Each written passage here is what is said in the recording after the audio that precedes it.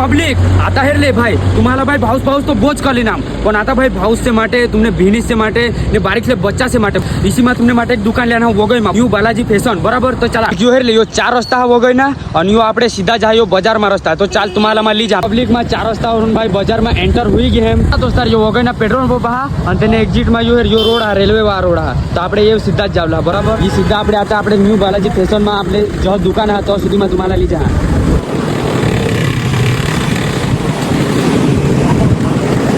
तो चला ही आपली दुकान आहे ये हेरले